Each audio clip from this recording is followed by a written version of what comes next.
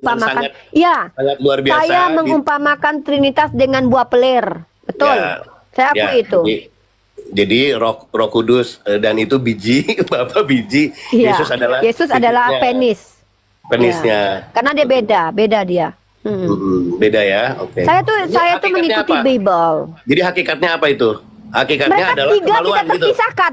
Mereka tidak terpisahkan bertiga. Satu mereka. Itu laki-laki satu kelamin atau tiga kelamin. Satu kelamin. Tapi ada tiga entitas di situ yang berbeda. Buah bijinya dua, penisnya satu. Tiga dalam satu kesatuan.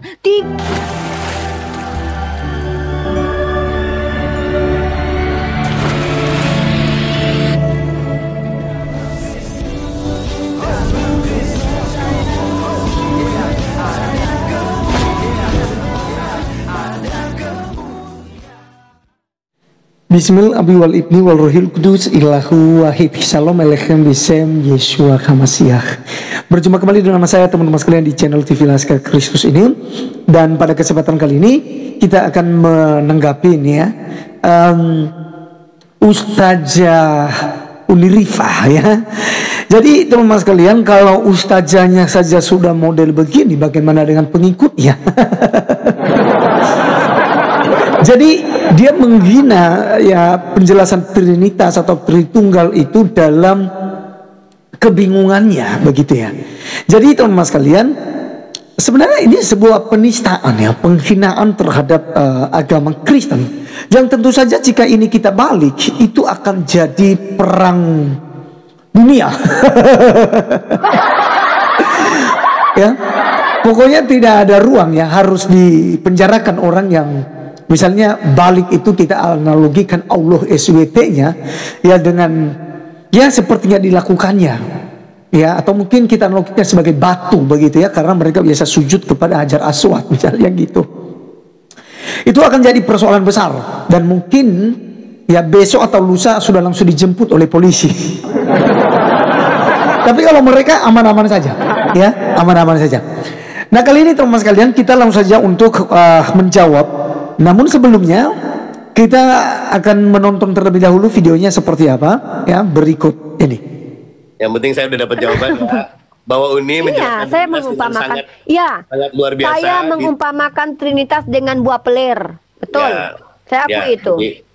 Jadi Roh Kudus dan itu biji, Bapak biji. Ya.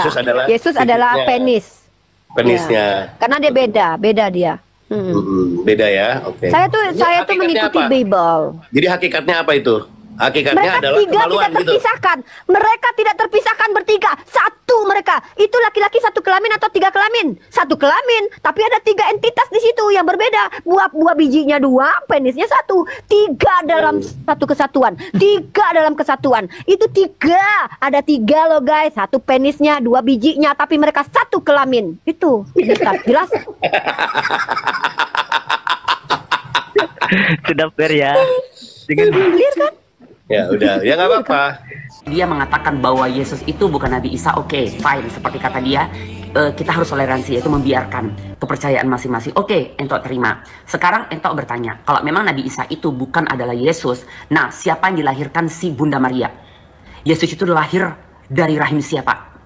Di tahun berapa sesungguh-sungguhnya? Ayo ahli sejarah berbicara di sini. Ya, entok buka forum, vote ya, apa vote ya. Aku tidak peduli kalian mau bertuhankan siapa, mau bertuhankan Gundurwo pun berkali-kali aku bilang silahkan. Nah, karena kau mempertegas tadi dibicara kau wanita Gonjes, kalau orang Islam selalu menyamakan Yesus itu dengan Nabi Isa. Oke, berbeda. Tuhanmu adalah Yesus, Nabi Isa kami adalah Nabi Isa kami. Oke, fine kita di situ. Sekarang kau harus menjawab siapa yang dilahirkan, siapa yang dilahirkan, yang ditetein, yang disusuin, yang berak, yang dikandung, ya, apalagi yang kencing. Yang menghisap pentil dari seorang Bunda Maria. Siapa? Coba jawab. Siapa? Siapa yang terberak, yang oek, ya? Yang ngisap pentil, minum susu, ya? Yang terkencing, yang dibedongi, ya? Yang dipretkan dari kemaluan seorang perempuan namanya Maria ataupun Mariam, siapa? Coba jawab.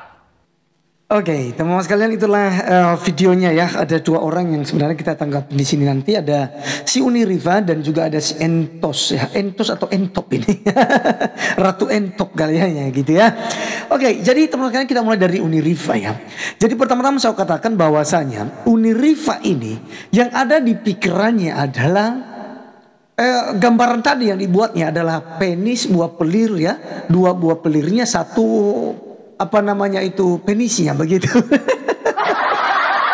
Kenapa teman-teman sekalian? Karena memang kitab suci yang dibacanya dan juga agama yang dianutnya itu berpusat pada satu jengkal di bawah pusatnya. Ya, jadi tidak heran ketika memang pembahasan orang-orang ini adalah ya kelamin ya gitu ya. Termasuk kan batu yang mereka itu ya, yang bentuknya itu mirip ya. Ada kemarin ya saya bahas tentang Abu Marlon ya, yang mengatakan bahwasanya itu batu itu kan berbentuk jenis kelamin perempuan gitu ya, karena sejarahnya seperti ini seperti itu ya. Nah jadi teman-teman sekalian, kita memang panas, kita mungkin ya marah ya dengan menonton video-video seperti ini ya, hujatan seperti ini. Tapi memang kita tidak bisa berbuat banyak karena hukum di Indonesia itu berpihak kepada mayoritas. Ini real, ini memang sudah ya hukum Indonesia begitu ya. Kalau orang Kristen misalnya itu membalik suasananya, membalik itu kalimat-kalimat ini kepada Allah Subhanahu wa taala dan kepada Nabi Muhammad. Oh, ini langsung demo ini. Ada aliansi ulama itu bikin pernyataan sikap, kalau kami kasih waktu 1 kali 24 jam, jika tidak maka darah dan dagingnya itu adalah untuk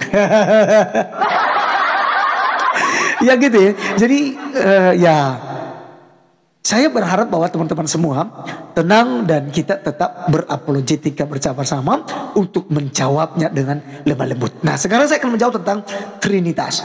Jadi Trinitas itu teman sekalian tidak seperti yang ada di pikiran Uniriva, yang berpikir bahwa ada 3 Tuhan ya, ada Bapa, ada Yesus, ada Roh Kudus, yang menjadi memiliki 3 Tuhan. 1 tambah 1 tambah 1 sama dengan 3, ya kan? Karena berpatokan dengan kata tri, ya kan? Trinitas, Tritunggal gitu ya.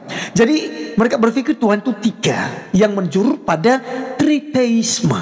Nah teman sekalian, Tritunggal tidak demikian. Kenapa disebut sebagai Tritunggal? Nah ini sebuah bahasa yang digunakan di Timur Tengah pada waktu itu, atau yang digunakan oleh Bapak Gereja Tertullianus untuk menjelaskan entitas atau keberadaan ya daripada Bapa, Putra dan Roh Kudus ini, sehingga dikatakan 3 pribadi dalam satu hakikat. Nah maka teman-teman sekalian, untuk menjawab Uniriva, Tritunggal itu tidak berbicara dengan keberapaan Allah, tapi berbicara kebagaimanaan Allah yang esa itu. Karena kata Tritunggal itu teman-teman sekalian terdiri dari 2 kata, yaitu tri yang artinya 3, kemudian unitas yang artinya keesaan. Nah maka Trinitas berbicara kebagaimanaan atau bagaimana 3 dalam keesaan itu. Jadi Allah itu esa, tapi di dalam Allah yang esa itu punya firman dan punya Roh Kudus, yang dimana kita bisa membedakannya, tapi kita tidak bisa memisahkannya. Nah teman-teman sekalian, dari mana kita bisa melihat Tritunggal ini sebenarnya? Kita bisa melihat dalam Kejadian pasal 1 ayat 1 sampai 3. Di sana dikatakan bahwa pada mulanya Allah menciptakan langit dan bumi. Ya, ketika kita melihat di situ ada kata Allah, ya Bereshit bara Elohim, ya kan? Di mana Allah menciptakan dari yang tidak ada menjadi ada. Kemudian di ayat 2 kita melihat roh Allah melayang-layang di atas permukaan air. Itu yang mencekram ya, yang apa namanya itu meliputi gitu ya. Pada waktu itu roh Allah. Kemudian ada berfirmanlah Allah. Ya, jadi berfirman Allah itu adalah kata kata kerja ya. Ya, kata kerja. Tadi dari kata dasar firman. Nah, di sini kita melihat ada 3, yaitu ada Allah, ada Roh Allah, dan ada firman. Ya, jadi dari ketiganya kita melihat ada satu kesatuan yang komplit sekali. Tapi kita bisa membedakannya dari mana kita melihat? Karena 3-tiganya hidup. Makanya disebut sebagai pribadi. Ya. Allah Bapa itu hidup. Allah yang esa itu kan, Allah yang esa itu kan Bapa. Makanya dalam 1 Korintus pasal 8 ayat 6. Hanya satu Allah saja, yaitu Bapa. Nah, Bapa ini teman-teman, kita melihat bahwa di dalam diri Bapa itu ada firman yang kemudian ini hidup. Ya, dari mana kita melihat dia hidup? Karena dia mencipta dan juga dia berteofani dan berinkarnasi menjadi manusia. Yang dimana nanti kita melihat dalam Injil Yohanes pasal 1 ayat yang ke-14. Firman itu telah menjadi manusia. Kemudian Allah juga memiliki yang namanya roh. Nah, jadi teman-teman, saya menggambarkan seperti begini, bahwa Trinitas itu tidak seperti yang dibayangkan oleh mereka. Ada analogi yang hampir sama dan hampir menyerupai, yaitu tentang diri kita sendiri. Yaitu hakikat saya adalah manusia, ya, saya adalah manusia yang terdiri dari tubuh. Kemudian saya punya pikiran atau akal, ya, dan saya punya roh yang kemudian saya bisa hidup, ya. Lalu saya punya firman, saya punya tubuh, saya punya roh, dan hakikat saya adalah manusia. Sekarang pertanyaannya, ya, Laskar Kristus ada berapa? Ada tubuh, ada pikiran, ada roh. Tentu saja satu, hakikatnya adalah manusia. Nah, sama seperti Allah. Hakikat Allah, ya, adalah yang kita sebut sebagai Bapa, Allah yang Esa. Hakikatnya Allah, betul ya. Lalu Allah yang Esa itu yaitu Bapa, punya firman, akal, ya, logikanya Allah, kecerdasan Allah, yaitu Yesus Kristus. Kemudian dia punya roh yang membuat dia hidup. Maka teman-teman sekalian, ya, ketika Allah memiliki hakikat, ia adalah Bapa, kemudian ada firman, lalu ada Roh Kudus. Sekarang ada berapa Allah? Satu Allah di dalam nama Bapa, Putra, dan Roh Kudus. Jadi teman-teman sekalian, itu sesimpel itu kita memahami yang namanya itu Tritunggal, ya. Dan kalau kita melihat di dalam Yohanes pasal 1 ayat 1 misalnya, pada mulanya adalah firman, firman itu bersama-sama dengan Allah, dan firman itu adalah Allah itu sendiri. Jadi kalau, ya,